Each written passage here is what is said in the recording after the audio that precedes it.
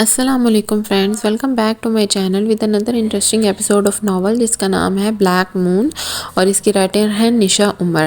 پر novel کے episode کو start کرنے سے پہلے اگر ابھی تک آپ نے میرے چینل کو سبسکرائب نہیں کیا تو جلدی سے جائیں اور میرے چینل کو سبسکرائب کریں، اور فرسٹ ٹائم دیکھ رہے ہیں تو میرے چینل کو وزٹ کریں۔ آئی ہوپ کہ آپ کو میرا وائس اوور پسند آئے گا، اور اگر پسند آتا ہے تو چینل کو سبسکرائب کریں اگر آپ کے مطلب کا چینل ہے، کیونکہ اس پہ بہت ہی امیزنگ ناول سننے کو آپ لوگوں کو ملیں گے۔ اگر آپ لوگ اپنے فیوریٹ ناول پہ ایپیسوڈ چاہتے ہیں میرے وائس اوور میں وہ سننا چاہتے ہیں تو آپ ضرور کمنٹ کریں، اور اگر آپ ویڈیو کو دیکھتے ہیں تو کائنڈلی لائک بھی کیا کریں اور اچھے اچھے کمنٹس بھی کیا کریں اور دوستوں میں شیئر کیا کریں، مجھے سپورٹ کریں، میں آپ کے لیے اتنی ایفرٹ کر رہی ہوں۔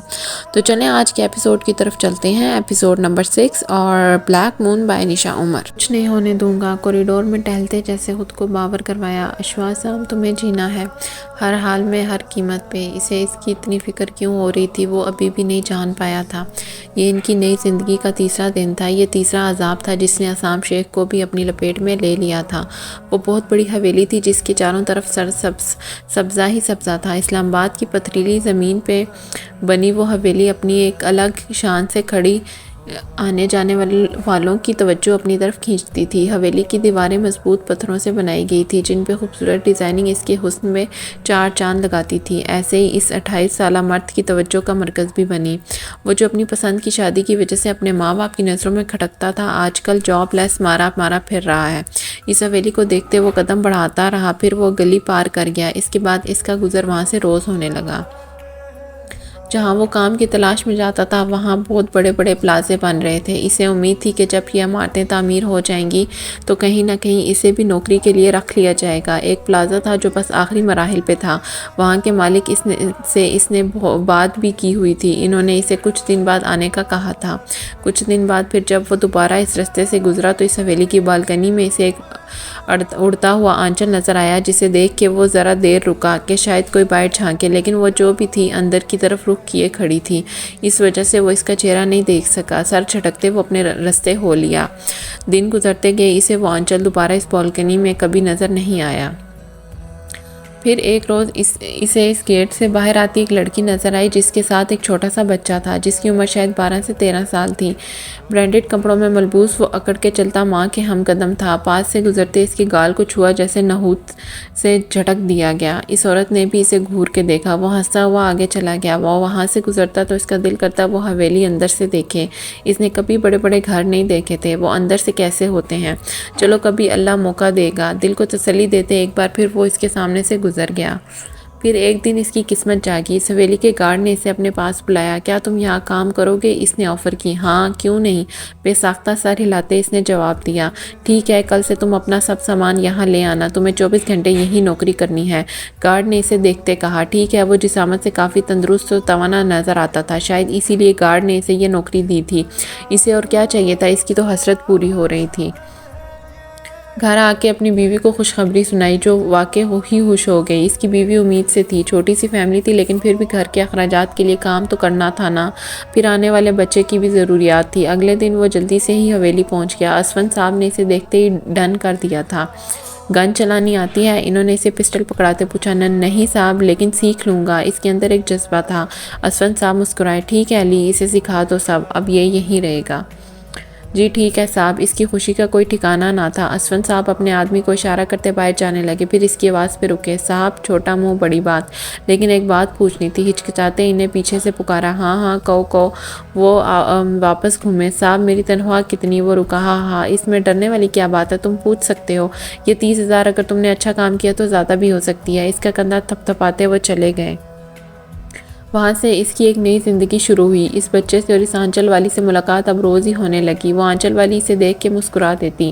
ان کو بھی اس سے اب کوئی خوف یا ڈر نہیں تھا، اس لیے بلا جھجک وہ بچہ اس کے پاس آتا، کبھی باتیں کرتا، کبھی وہ اسے گھمانے بھی لے جاتا تھا۔ آہستہ آہستہ وہ اسفند کا خاص آدمی بننے لگا۔ بہت جلد وہ وقت آ گیا جب اسفند کے گھر سے وہ اس کی فیکٹری تک پہنچا تھا۔ فیکٹری کے تمام اہم امور اسی کے حوالے کر دیے گئے۔ اسفند صاحب تو سمجھو ریلیکس ہی ہو گئے تھے۔ اسے اپنا اہم سے اہم اور خفیہ سے خفیہ کام کہتے ہوئے انہیں کوئی خطرہ نہیں تھا وہ کوئی گڑبڑ کرے گا۔ یہاں اسفند کے کام آسان ہوئے۔ وہاں اس کی بیوی اور بچوں کی زندگی آسان ہوئی۔ 30,000 سے تنخواہ لاکھوں تک پہنچ گئی۔ اصل گھٹن مرحلہ تب شروع ہوا جب اسونت کی بیوی ایک بار پھر امید سے ہوئی، اور یہ بچہ اسونت کا نہیں تھا۔ یہ بات اسونت اور ان کی بیوی کے علاوہ وہ ایک تیسرا انسان بھی جانتا تھا، لیکن اسونت صاحب اس تیسرے انسان کو نہیں جانتے تھے کہ وہ کون ہے۔ ان کا بیٹا 18 سال کا ہو چکا تھا۔ اب ان کی بیوی کا امید سے ہونا کسی مذاق سے کم نہیں تھا، اور وہ بھی ناجائز۔ اسے اسونت صاحب سے اس معاملے میں ہمدردی تھی، کیونکہ وہ ایک جاننے ماننے بزنس مین تھے۔ اس عمر میں بچے کی پیدائش سوسائٹی میں ان کا مذاق بنا کے رکھ دیتی۔ دنیا والوں کو تو نہیں پتا وہ بچہ اسونت کا ہے یا کسی اور کا۔ دوسری طرف ان کی بیگم اس نئی خوشی سے بہت خوش تھی۔ انہیں اس بات سے کوئی لینا دینا نہیں تھا کہ یہ بچہ کس کا ہے۔ وقت گزرتا گیا، 9 ماہ پر لگا کے گزرے۔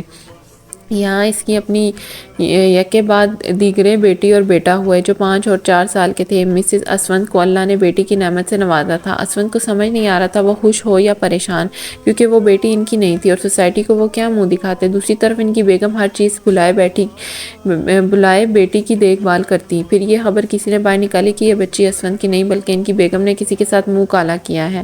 یہاں اسونت کا کاروبار گرنے لگا، کیونکہ جب وہ کسی سے میٹنگ کرتے تو لوگ پہلے مزاح کا خیز نظروں سے دیکھتے۔ لوگوں سے ملنا کم ہوا، کام ٹھپ ہوا۔ یہاں ان کی مدد اس 5 سال سے وفادار شخص نے کی۔ اس نے ان کا بزنس اور ان کا رتبہ قائم رکھنے کے لیے ایک قتل کیا۔ وہ قتل اسونت کی بیوی اور بیٹی کا نہیں تھا۔ ماما بابا بلا رہے ہیں آپ کو۔ عائشہ کچن میں حمید صاحب کے لیے پرہیزی کھانا بنا رہی تھی۔ آتی ہوں، بس یہ چولہا بند کر لو۔ پھر وہ 5 منٹ میں کمرے میں آئی۔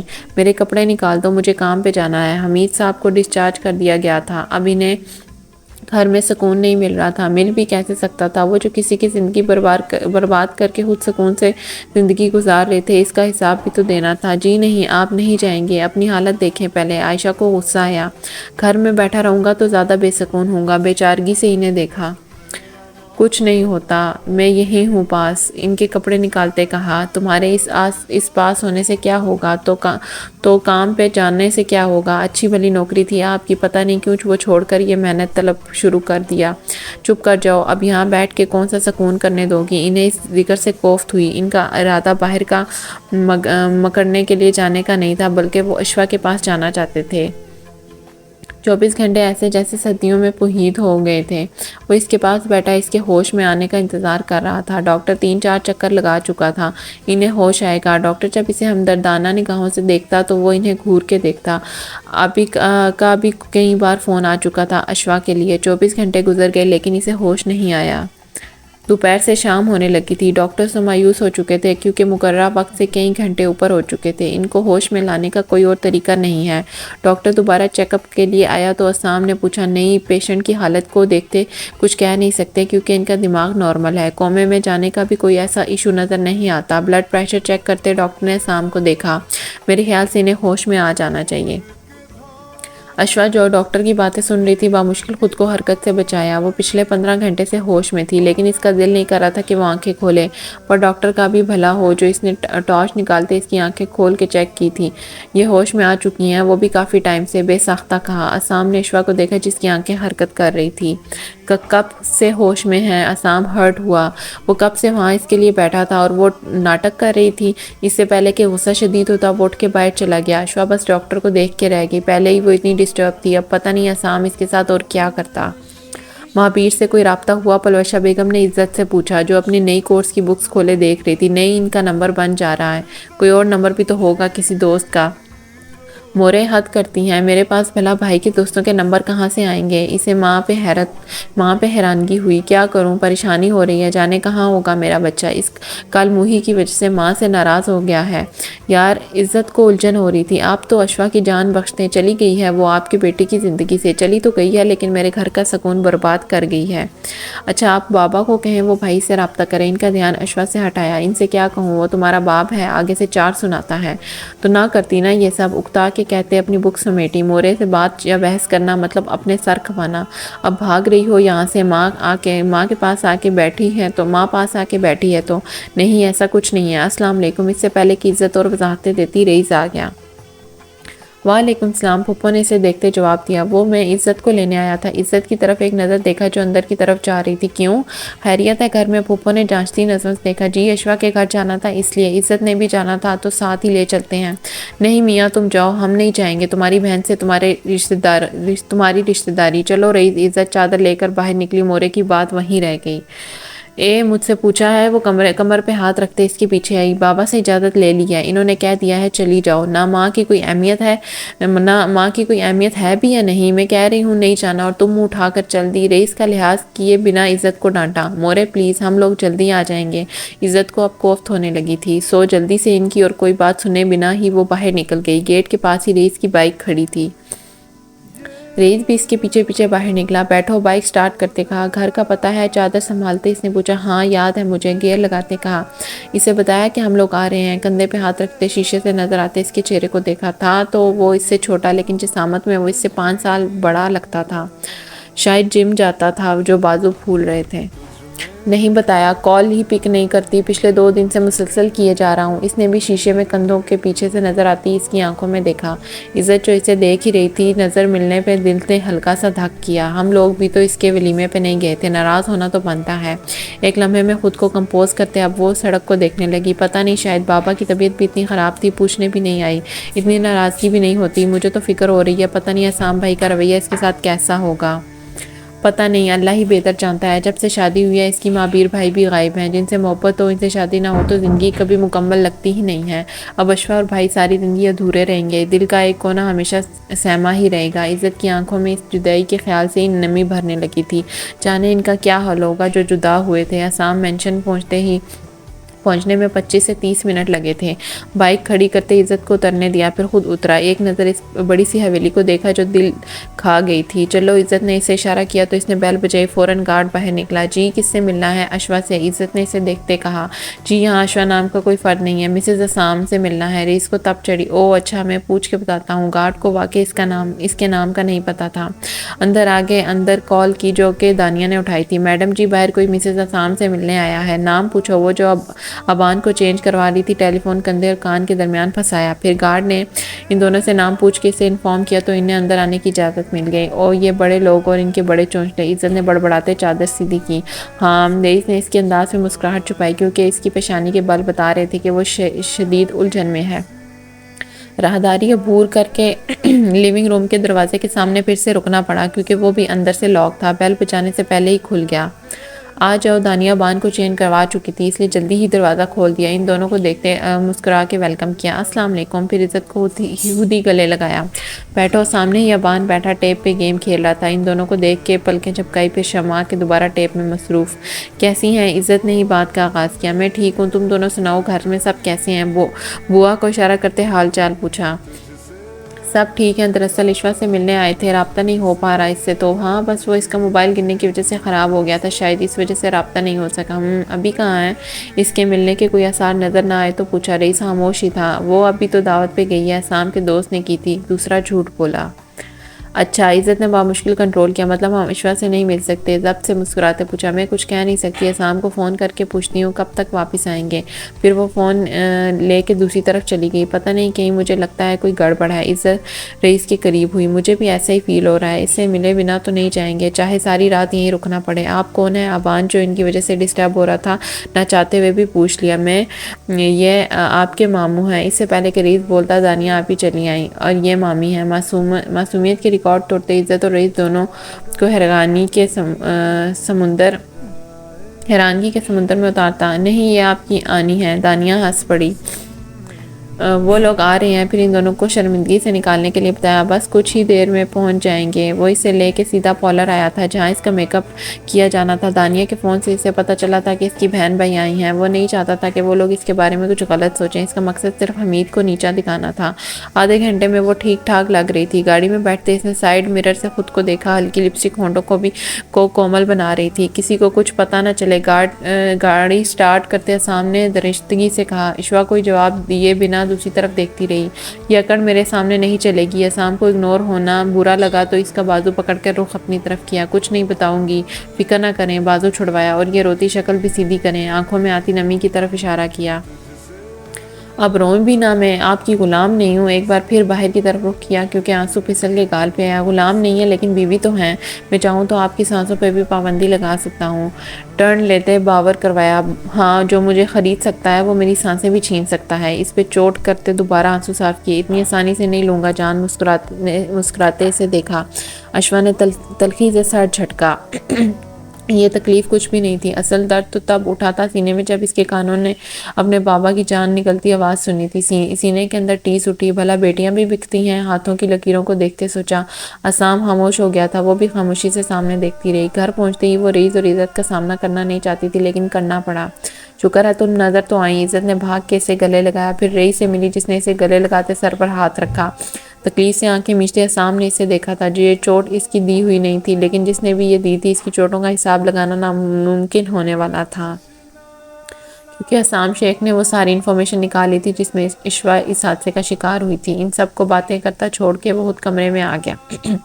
2 دن بعد وہ اپنے کمرے میں آیا تھا جہاں اشوا کی خوشبو اب رچنا شروع ہو چکی تھی۔ چینج کر کے کچھ دیر کے لیے لیٹ گیا تھا۔ نیچے عزت، رئیس اور اشوا خوشگپیوں میں مصروف تھے۔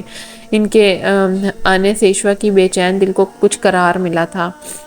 وہ لوگ شام کو واپس گئے تھے۔ اس کا موڈ بھی اب کافی بہتر تھا۔ آئرن کی ڈرپ لگنے کی وجہ سے اس کی طبیعت بھی ٹھیک تھی۔ اب دانیہ آپی بھی ابان کو لے کے چلی گئی تھی کب سے۔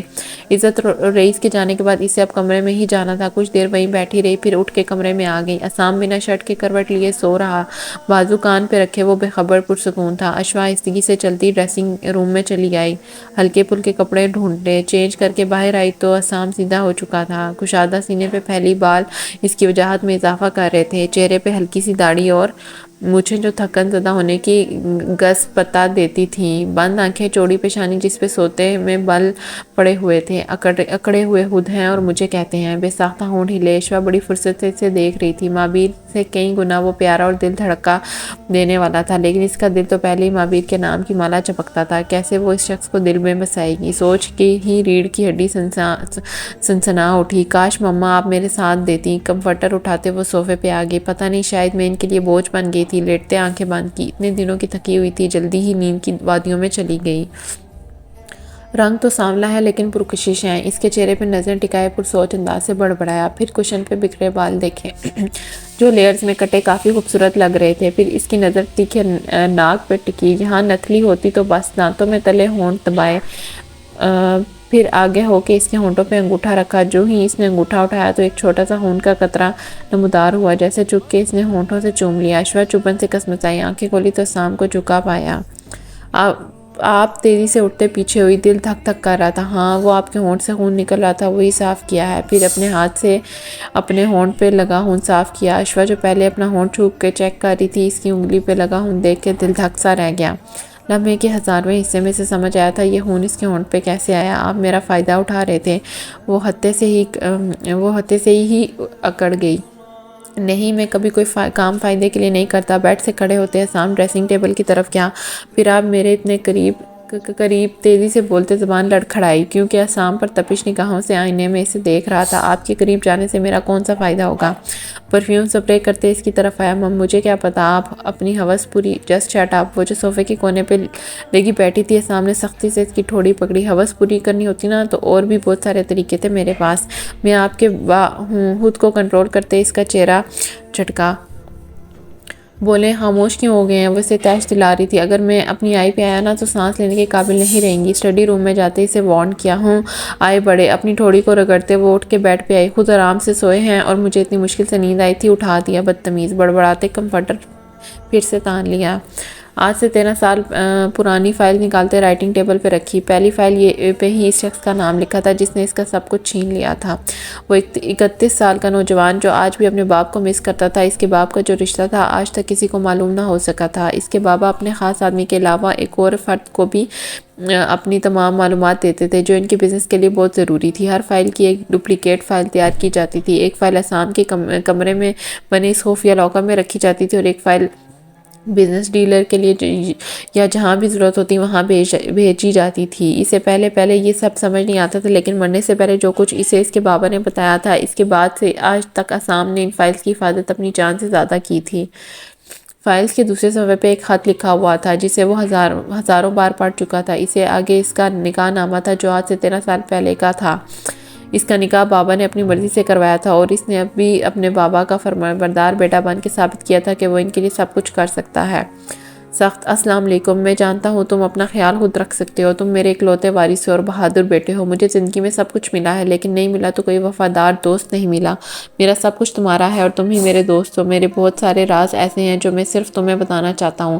میں جد پشتی امیر تھا، میرے باپ دادا کا اپنا کاروبار تھا جو سنبھالتے میں نے اپنی جوانی ختم کر لی۔ اب تم سمجھدار ہو لیکن یہ کاروبار تمہارے حوالے نہیں کیا جائے گا بلکہ ٹوں ٹوں۔ اس سے پہلے کہ وہ آگے بڑھتا موبائل بجنے لگا۔ ہاں بولو، فائل بند کرتے شیلف پہ رکھی۔ سر کام ہو گیا ہے، رفاقت کا فون تھا۔ ٹھیک ہے، مجھے ویڈیو لازمی بھیجنا۔ پر اسرار سی مسکراہٹ ہونٹوں پہ آئی۔ جی سر، پھر کال کاٹ دی۔ کچھ فائلز لیتے وہ اسٹڈی روم لاک کرتا باہر نکل آیا۔ محترمہ اشوا صاحبہ بیڈ پہ براجمان پرسکون سو رہی تھی۔ اسے ایک نظر دیکھتے جوتے پہنے، سو لیں، رات کو بتاؤں گا۔ مائنی ہیز سے جھک کر اس کے کان میں کہتے باہر نکل گیا۔ اشوا جو کب سے سونے کی کوشش کر رہی تھی، ابھی جب دوبارہ آنکھ لگنے لگی تھی اس کی آواز میں ان کی آنکھیں حیرت سے کھولے۔ اب وہ چھت کو گھورنے میں مصروف ہو چکی تھی۔ آخر اسام کہہ کے کیا گیا ہے، بات سنو۔ بینش نے دور جاتے لڑکے کو آواز دی جو اپنے جسم کے گرد سیف بیلٹ باندھ رہا تھا۔ جی میم، اس لڑکے نے اس کی طرف دیکھا۔ یہ مابیر سر کو کیا ہوا ہے؟ دور بیٹھے مابیر کو دیکھا جو اسموکنگ کر رہا تھا۔ پتہ نہیں لیکن جب سے آئے ہیں ایسے ہی ہیں، بیلٹ سیٹ کرتے کہا۔ بینش پھر خود ہی مابیر کی طرف چل دی، اونچی نیچی جگہ سے ہوتے اس کے پاس آئی۔ ہیلو، کیا ہو رہا ہے؟ پاس بیٹھتے اسے مخاطب کیا۔ کچھ نہیں، بس سگریٹ پھینک کے جوتے کے نیچے مسئلہ۔ یہ اسموکنگ کب سے شروع کر دی ہے؟ ایسے ہی بس۔ وہ اٹھ کھڑا ہوا۔ اوئے ہوئے، آ جاؤ۔ پھر دور کھڑے لڑکوں کو آواز دی۔ بینش سمجھ گئی تھی وہ اس سے جان چھڑوا رہا ہے۔ مہابیر اسے اگنور کرتا لڑکوں کے ساتھ چلا گیا۔ وہ وہیں بیٹھی اسے جاتا ہوا دیکھتی رہی۔ وہ ہاسپٹل میں ان کے روم کے سامنے کھڑی تھی۔ آس پاس لوگ اور نرسز گزر رہی تھی۔ چھت پہ لگا کیمرہ اسے ریکارڈ کر رہا تھا۔ کتنی دیر وہ وہاں کھڑی رہی، پھر لڑکھڑائی، واپس مڑی۔ اب اس کا رخ کیمرے کی طرف تھا۔ چہرے پہ پریشانی واضح محسوس ہو رہی تھی۔ وہ سمجھ گئی یہ کون سا وقت تھا۔ دل ڈوب کے ابھرا۔ ان کی بیٹی نے وہ سب سن لیا تھا۔ وہ سنا بھی کیسے انہی کی زبان سے۔ وہ کوئی بہانہ، کوئی جھوٹ نہیں بول سکتے تھے۔ اب اس کے سامنے کیا عزت رہ گئی تھی؟ اس دن عائشہ گھر گئی ہوئی تھی، کچھ سامان لانا تھا۔ ان کے پاس ان کا پرانا اور جگری دوست علی بیٹھا تھا جو ان کی زندگی کے بارے میں سب کچھ جانتا تھا۔ اس کے سامنے دل کا بوجھ ہلکا کرتے ہوئے اپنی بیٹی کو نادستگی میں سب کچھ اپنے منہ سے بتا گئے۔ اسکرین میں اب وہ دیوار کے سہارے چل رہی تھی۔ اگلا کلپ سیڑھیوں کا تھا جہاں وہ بیٹھی رو رہی تھی، پھر وہاں سے اٹھ کے ہاسپٹل سے باہر نکلی۔ اسے کچھ خبر نہیں تھی کہاں جا رہی ہے، جیسے ایک ریت کا پتلا چل رہا ہو اور ذرا سی ہوا چلے اور وہ ڈھہ جائے۔ اشوا بھی گری تھی۔ سپیڈ سے آتی گاڑی کی بامشکل اپنا رخ بدلا، ورنہ اشوا کچلی جاتی۔ اس کا نروس بریک ڈاؤن ہوا تھا۔ زمین پہ گرتے اس کا سر فٹ پاتھ سے ٹکرایا۔ چند سیکنڈ میں وہاں سے خون کی لکیریں نکلی تھی۔ حمید شرمندگی اور تکلیف سے وہ سب دیکھ رہے تھے۔ بس ایک اور اٹیک کی دوری پہ تھے ان کی زندگی۔ ٹوں اس سے پہلے کہ ان کی جان نکلتی فون بجا۔ حمید صاحب، کیسی لگی اپنی بیٹی کی زندگی؟ خوشی اس کے لہجے سے صاف محسوس ہو رہی تھی۔ وہ جانتا تھا اس وقت حمید صاحب کی کیا حالت ہوگی۔ اس کا قصور ہے، مجھے سزا دو نا، وہ من منائے، آپ کو ہی تو دے رہا ہوں۔ دیکھیں آپ کو درد ہو رہا ہے نا، کتنی تکلیف میں ہیں آپ اس وقت، مسکرا کے کہتے پیچھے ٹیک لے کے آئی۔ وہ اس وقت آفس میں تھا اور آپ کی یہ تکلیف ابھی بھی بہت کم ہے۔ اس تکلیف سے جو میں نے کم عمری میں برداشت کی ہے، ابھی تو آپ اس کی نظروں سے گرے ہیں، ابھی تو آپ اسے مرتے ہوئے دیکھنا ہے۔ شفقت سے کہتے ہوئے ایک لمحے میں اشوا کی ذات کو ہوا میں اچھال گیا تھا۔ جوان بیٹی کی موت پہ آپ کو درد ہوگا، وہ بول رہا تھا۔ حمید بے بسی سے سن رہے تھے۔ خیر ابھی میں گھر جا رہا ہوں، کل کے لیے تیار رہنا، ایک نئے اٹیک کے لیے۔ فون بند کرتے اٹھ کھڑا ہوا۔ حمید صاحب پھوٹ پھوٹ کے رو دیے۔ کاش وہ لالچ میں آ کے وہ سب نہ کرتے۔ موبائل دیا اس نے، دانیہ اس کے بال بنا رہی تھی۔ چوٹ کی وجہ سے وہ 2 دن سے بالوں کو سیدھا نہیں کیا تھا، اس لیے اب احتیاط سے خود ہی کنگھی کر رہی تھی۔ نہیں تو مانگ لیتی نا۔ شیشے میں اسے دیکھا، کیسے خفگی سے انہیں دیکھا، جیسے بیویاں مانگتی ہیں۔ اس کے منہ بنانے پہ وہ مسکرائی۔ میں بیوی تھوڑی ہوں نا ان کی۔ میں تو وہ رکی، پتہ نہیں ان کے علم میں تھا بھی یا نہیں۔ ویسے آپ اس کی سگی بہن ہے، بات بدلی، تم کیوں پوچھ رہی ہو؟ بال پن اپ کرتے ہوئے اس کے سامنے آئی۔ کیونکہ میں نے سنا تھا کہ آسام اکیلے ہیں، مطلب ان کا کوئی اور بہن بھائی نہیں ہے؟ ہاں، میں اس کی پھپھو کی بیٹی ہوں، اور وہ بچہ اسے ابھی بھی اس نے ایک ہی بار دیکھا تھا۔ کون؟ ابان؟ شاید وہی، اس نے دیکھا ہی ایک بار تھا، نام کیسے پتا ہوتا؟ وہ آسام کا بیٹا ہے کیا؟ اسے جھٹکا لگا۔ آپ لوگوں نے جھوٹ بولا ہم سے؟ اسے شدید دکھ ہوا۔ مطلب اس کے ساتھ کچھ اچھا ہو ہی نہیں سکتا تھا۔ تمہیں آسام نے کچھ نہیں بتایا؟ وہ تو خود حیران، انہیں لگا اسے سب پتا ہوگا۔ مجھے کسی نے بھی کچھ نہیں بتایا، صدمے سے چور لہجے میں بولا۔ اچھا اب تو تم اکیلی ہی ہو نا، ٹینشن نہ لو۔ اسے ریلیکس کیا۔ مجھے نہیں ہے ٹینشن، بس بتانا چاہیے تھا۔ ہو سکتا ہے تمہارے والدین کو پتہ ہو۔ وہ خاموش ہو گئی کیونکہ اس کے والدین کی تو بات ہی کچھ اور تھی۔ انہوں نے تو جان بوجھ کے اسے جہنم میں جھونکا تھا۔ تم پریشان نہ ہو، اسے تسلی دی، سام بہت اچھا ہے، وہ تمہیں خوش رکھے گا۔ وہ پھر کچھ دیر وہاں بیٹھی رہی، اشوا بھی بس ہوں ہاں کرتی رہی، تھوڑا تھوڑا ایڈجسٹ ہو رہی تھی۔ اب پھر سب سے دل اٹھ گیا تھا۔ رئیس بیٹا وہ اپنے کمرے میں بیٹھا لیپ ٹاپ چلا رہا تھا۔ اشوا کی تمام چیزیں اب اسی کی تھیں جب حمید اس کے کمرے میں آئے۔ جی بابا، وہ سیدھا ہوا۔ کل تم اشوا سے ملنے گئے تھے، پاس بیٹھے کہا۔ وہ ان کچھ دنوں میں بہت بوڑھے لگنے لگے تھے، ایک تو اٹیک کی وجہ سے، دوسرا سام کی وجہ سے۔ کیا حال تھا اس کا؟ پوچھا۔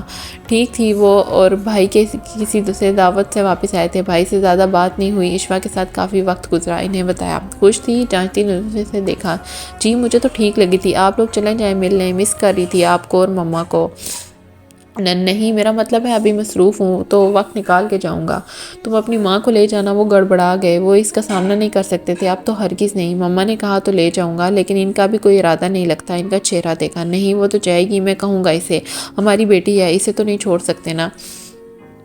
ٹھیک ہے ابھی تو 2-3 دن تک میرے ٹیسٹ ہو رہے ہیں، میں سنڈے کو لے جاؤں گا، اس کی کچھ چیزیں بھی ہیں یہاں، وہ بھی دینی ہے، مانگ رہی تھی۔ ٹھیک ہے جانے سے پہلے مجھے مل لینا۔ جی بابا۔ پھر وہ چلے گئے تو رئیس نے دوبارہ لیپ ٹاپ سیدھا کیا۔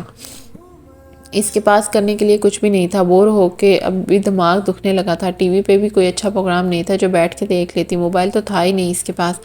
بکس دیکھتی ہوئی کوئی اٹھ کے اسٹڈی روم کی طرف آئی، لیکن وہ بھی لاک تھا۔ حد ہے، یہ کون لاک کرتا ہے؟ میں بڑبڑاتے گھومی، عین اس وقت سام کمرے میں داخل ہوا۔ اس نے اس کی بڑبڑاہٹ بخوبی سن لی تھی۔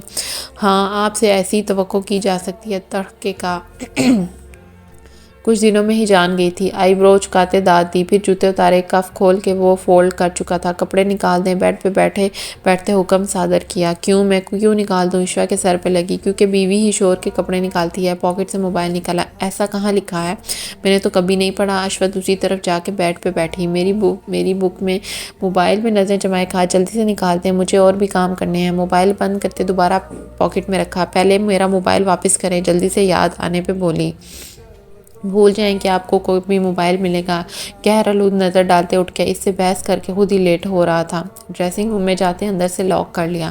اشوا بس کلس کے رہ گئی تھی۔ تھوڑی دیر بعد باہر نکلا تو بنیان کندھے پہ جھول رہی تھی، ٹاول لپٹا وہ باتھ روم میں چلا گیا۔ حد ہے، شرم ہی نہیں آتی۔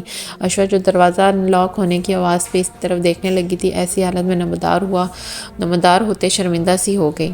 ہاں تو ہر طرف منہ اٹھا کے نہیں دیکھتے نا، اندر جاتے جاتے بھی اسے سنا گیا تھا۔ بندے کو خود کو بھی پتا ہونا چاہیے کہ کمرے میں اس کے علاوہ بھی کوئی ہے۔ اونچی آواز میں بولی۔ اس بندے کو پتا ہے باہر اس کی بیوی ہے جو اسے ہر حالت میں دیکھ سکتی ہے۔ سر باہر نکالتے اسے تندیہ مسکراہٹ کی طرف اچھالی۔ بدتمیز، وہ تلملا کے رہ گئی۔ سر یہاں پہ سائن کر دیں۔ رفاقت نے اس کے سامنے فائل رکھی تھی۔ یہ اسی زمین کے کاغذات تھے جن پہ اس کی فیکٹری ہوا کرتی تھی۔ یہی زمین اس آدمی سے لی تھی جو بہانے بناتا فرار ہو گیا تھا۔ آج سے یہ آفیشلی طور پہ ہماری یہاں پہ دوبارہ سے فیکٹری بنے گی۔ انکرپٹس اور پرمیشن کے تمام کاغذات نکالے، یہ سب تم نے سنبھال کے رکھنی ہے۔ پھر رفاقت کو وہ فولڈر دیا۔ اور یہ نقشہ ہے۔ اس وقت کمرے میں ان دونوں کے علاوہ اور کوئی نہیں تھا۔ وہ لوگ اس وقت فارم ہاؤس میں تھے۔ رات کے 11 بجے ان لوگوں نے اس فیکٹری کی دوبارہ سے بنیاد رکھی تھی جو اس کے بابا نے اپنی زندگی میں خود تباہ کروا دی تھی۔ السلام علیکم۔ کال پک کرتے ہوئے سلام کیا۔ دانیہ آپی کے موبائل سے اتنے رئیس کو کال کی تھی۔ میں اشوا بول رہی ہوں۔ اس سے پہلے کہ رونگ نمبر سمجھ کے کاٹتا جلدی سے نام بتایا۔ وعلیکم السلام، پہچان لی تھی تمہاری آواز۔ اپنا موبائل کہاں ہے؟ وہ خراب ہوا ہے تو میرا ایک کام کرو گے؟ وہ جلدی بات کر رہی تھی۔ ہاں بولو۔ وہ بھی سونے کے لیے لیٹ ہو رہا تھا۔ کل عزت سے میرے ناولز تو لے کے دے جانا، اور نیو بھی لا دینا کوئی اچھے سے۔ عزت کو ساتھ لے جانا مارکیٹ، اور میری کبٹ کے لاک میں جو کچھ بھی ہوا وہ سب لے آنا، ٹھیک ہے؟ اچھا لیکن تم مجھے یہ سب واٹس ایپ پہ لکھ کے بھیج دو، ابھی میں سو رہا ہوں۔ اوکے، میں دانیہ آپی کے نمبر سے ہی بھیجتی ہوں، نمبر بھی سیو کر لینا۔ سام کے انداز سے وہ اتنا تو سمجھ گئی تھی کہ موبائل اسے نہیں ملے گا، اسے دانیہ آپی کا ہی موبائل استعمال کرنا تھا۔ تیزی سے واٹس ایپ کھولی، کوئی پتہ نہیں تھا سام کا واپس آ جاتا۔ جلدی سے سب ٹائپ کرتے میسج سینڈ کیا، اس سے پہلے کہ وہ ڈیلیٹ کرتی ہے۔ سام دروازہ کھولتے اندر داخل ہوا۔ اشوا نے جلدی سے موبائل تکیے کے نیچے کھسکایا۔ سام اس کی حرکت کی سپیڈ سے سمجھ گیا تھا کہ کچھ گڑبڑ ہے۔ اس کچھ کہے بنا اسٹڈی روم میں چلا گیا فائل رکھنے۔ اشوا نے سکون کا سانس لیا اور موبائل کو بیڈ کے نیچے رکھا۔ نیچے رکھتے اس کی لائٹ آن تھی۔ اشوا خوف کی وجہ سے دھیان نہیں دے پائی اور سونے کے لیے کمفرٹر اوڑھ لیا۔ اسام فائل رکھ کے واپس آیا تو وہ سو چکی تھی۔ جوتے اتار کے وہ اس کی طرف آیا، پھر نیچے جھک کے موبائل اٹھایا۔ وہ اسٹڈی روم میں لگی اسکرین سے دیکھ چکا تھا۔ یہ دانیہ آپی کا موبائل نیچے کیسے گرا؟ موبائل آن کرتے اسے کمفرٹر تانے دیکھا۔ مجھے کیا پتا، وہ جو سختی سے پکڑے لیٹی تھی بے اختیار زبان سے نکلا۔ آپ جاگ رہی ہیں؟ اس کے چہرے سے کمفرٹر ہٹاتے دیکھا۔ اشوا کا رنگ اڑ چکا تھا۔ ایک بار کہی ہوئی بات سمجھ نہیں آتی؟ سرخ ہوتی آنکھوں سے اسے دیکھا۔ میں نے نہیں مانگا تھا آپی، وہ ہکلائی۔ پچھلی بار بھی آپ ہی دے کے گئی تھی۔ اس کی گربان میں ہاتھ ڈالتے قمیض کو ایسے مروڑا کہ اسام کی انگلیاں اس کی شہ رگ سے لگیں۔ سوری، اس کی سانس اٹکی اور وہ زور سے گربان کو مروڑ رہا تھا۔ اشوا کی سانس بند ہو رہی تھی، انگلیوں کا دباؤ بڑھتا جا رہا تھا۔ مجھے سانس، اس کا دم نکلنے لگا۔